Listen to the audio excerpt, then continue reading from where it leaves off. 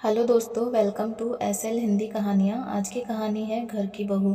ये कहानी आपको पसंद आती है तो प्लीज़ वीडियो को लाइक करें, शेयर करें। इसी तरह की पारिवारिक कहानियाँ सुनना पसंद करते हैं तो हमारे चैनल को ज़रूर सब्सक्राइब करें। तो चलिए कहानी शुरू करते हैं। अरे प्रिया, यह कोना साफ नहीं किया क्या? यहाँ मिट्टी मिट्टी हो रही है। विमला देवी ने कड़क आवाज़ में अपनी बहू से कहा। प्रिया ने आटे से सने हाथ लिए और हड़बड़ाते हुए बाहर आकर कहा, मैं रोटी बनाकर साफ कर देती हूँ। विमला देवी मोबाइल चलाते हुए बोली, किशोरी बुआ की बहू निधि पूरा घर चमका के रखती है। उनका घर शीशे की तरह चमकता है। प्रिया बिना कुछ बोले रोटियां बनाने लगी। दोपहर को प्रिया के ससुर जी खाना खाने आए। प्रिया खाने देने लगी पर पानी देना भूल गई। सामने ही सासू माँ बैठी थी। ससुर जी ने बोला, बहू पानी दो। सासू माँ ने तपाक से बोला, प्रिया खाने के साथ पानी भी दिया करो। चाचा की बहू खाने से पहले पानी देती है। प्रिया ने बोला, जी मम्मी जी, आगे से ध्यान रखूंगी। अगले दिन मोहित नहाकर निकला और उसने बाथरूम को ऐसे ही गीला छोड़ दिया। विमला देवी ने तुरंत अपनी बहू से कहा, मोहित के निकलने के बाद कपड़े से बाथरूम की टाइल साफ कर दिया करो। बड़े मामा जी की बहू शिखा का बाथरूम सूखा रहता है। गीले बाथरूम से राहु खराब हो जाता है। प्रिया ने बोला, मम्मी जी अभी तो मोहित जी का टिफ़िन तैयार कर रही हूँ, इसके बाद साफ कर दूंगी। मोहित के चले जाने के बाद विमला देवी और प्रिया बैठकर बातें कर रहे थे। तभी बातों बातों में विमला देवी ने बोला, राकेश मौसा जी की बहू पूरे घर का ख्याल रखती है, पूरे घर को संभाल रखा है। मौसी जी आराम से घूमती है, कोई टेंशन नहीं है। प्रिया बोली, आरती भाभी की शादी को 15 साल हो गए हैं। आप भी पापा जी के साथ पास वाले पार्क में चली जाया कीजिए। आपका घूमना भी होगा और पापा जी से 2-4 बातें भी हो जाया करेगी। तभी विमला देवी ने तपाक से बोला, ना बाबा ना, मेरे बस की नहीं है। मेरे घुटनों में दर्द रहता है और बच्चे वहाँ क्रिकेट खेलने आते हैं। अगर घुटने में गेंद लग गई और बिस्तर पकड़ लिया तो फिर मेरी सेवा कौन करेगा? मेरी किस्मत बहन जैसी थोड़ी ना है। 2 दिन बाद प्रिया को अपने सूट सिलवाने के लिए टेलर के पास जाना था। उसने अपनी सासू माँ से टेलर वाले के पास जाने की बात कही। कमला देवी ने तपाक से बोला, अरे सामने वाले की बहू तो खुद अपने हाथ से ब्लाउज और सूट सिलती है। अपने हाथ से कितने भी डिज़ाइन बना लो और कभी भी बनाकर पहन लो। प्रिया ने बोला, मम्मी जी सूट तो मैं भी सिल लेती हूँ, पर यह कपड़ा थोड़ा रेशमी है और रेशम के कपड़े की फिटिंग जल्दी सही नहीं आती है, बहुत सरकता है, इसलिए मैं टेलर से सिलवाना चाहती हूँ और मेरे पास अभी टाइम भी नहीं है।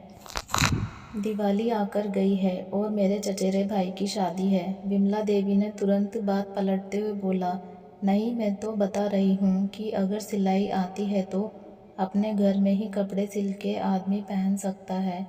प्रिया चुपचाप सुनकर चली गई। कुछ दिन बाद विमला देवी की सहेली घर पर आई और दोनों सहेलियाँ आपस में खूब हंस हंस कर बातें कर रही थी और अपने बचपन की बातें, जवानी की यादें और बुढ़ापे के किस्से सुना रही थी।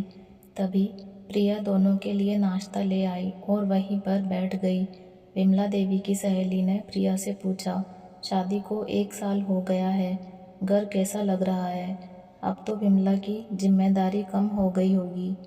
विमला देवी ने तपाक से बोला, इससे जितना हो सकता है उतना करती है। मेरी तरफ से भी कोई जिम्मेदारी नहीं है। मैं तो कहती हूँ जितना हो सके उतना करो, वरना छोड़ दो। मैं करने के लिए बैठी हूँ ना। प्रिया एकटक अपनी सासू माँ का मुँह ताकती रह गई। विमला देवी की सहेली के जाने के बाद सासू माँ बोली, इसके दोनों बहुएं बहुत ही लायक है, बहुत ही समझदार है, पूरे घर की जिम्मेदारी अपने सर पर ले ली है और इसे पूरी जिम्मेदारी से मुक्त कर दिया है। हाथ में बैठे बैठे खाना देती है, पानी देती है और देखने में भी बहुत सुंदर है। सर्वगुण संपन्न घर की है, पर घमंड जरा सा भी नहीं है। खाना भी खुद बनाती है, कपड़े भी खुद अपने हाथों से धोती है, सास ससुर को हाथों हाथ सामान देती। प्रिया की अब सहन शक्ति खत्म हो गई थी। वह बोली, मम्मी जी सबकी बहू सर्वगुण संपन्न है। आप हमेशा कहती हैं इसकी बहू यह करती है, उसकी बहू यह करती है, मौसी की बहू ये करती है, चाचा की बहू वो करती है, पर आपकी बहू क्या करती है? आपने कभी वह देखने की कोशिश की है? सबकी बहू बहुत कुछ करती है, सिर्फ आपकी बहू कुछ नहीं करती। आपको मुझ में कमी ही कमी नज़र आती है। मैं आपकी अपनी माँ की तरह सेवा करती हूँ, पर आपने मुझे कभी अपनी बेटी के रूप में नहीं देखा। मम्मी जी, आप मुझे बेटी ना सही, कम से कम बहू के रूप में तो देखिए। मैं क्या करती हूँ, कितना करती हूँ, यह भी तो देखिए। मम्मी जी, दूर के डोल सुहाने होते हैं, सब में कमियां होती है। मैंने आपकी और चाची जी की फ़ोन पर बातें सुनी थी, वह अपनी बहू की कितनी बुराई कर रही थी। इस घर में आए हुए मुझे 1 साल ही तो हुआ है, धीरे धीरे एडजस्ट कर रही हूँ, सीख रही हूँ। विमला देवी अवाक होकर सब सुन रही थी। दोस्तों, मैं यहाँ सास को नीचा और बहू को ऊंचा नहीं दिखा रही हूँ। हमारे समाज में बहुओं की तुलना हमेशा रिश्तेदारों की बहुओं से की जाती है, जो कि सही नहीं है। हर घर के अलग अलग नियम होते हैं। अपने घर की बहू को घर के रीति रिवाज बताएं, पर उसकी तुलना किसी के घर की बहू से ना करें, क्योंकि आपकी बहू आपकी ही रहेगी। तो दोस्तों, आज की कहानी आपको बहुत उम्मीद करती हूँ दोस्तों आज की कहानी आपको पसंद आई होगी। तो मिलते हैं एक और अच्छी सी कहानी के साथ। तब तक के लिए बाय, जय हिंद। वीडियो देखने के लिए आप सभी का बहुत बहुत धन्यवाद।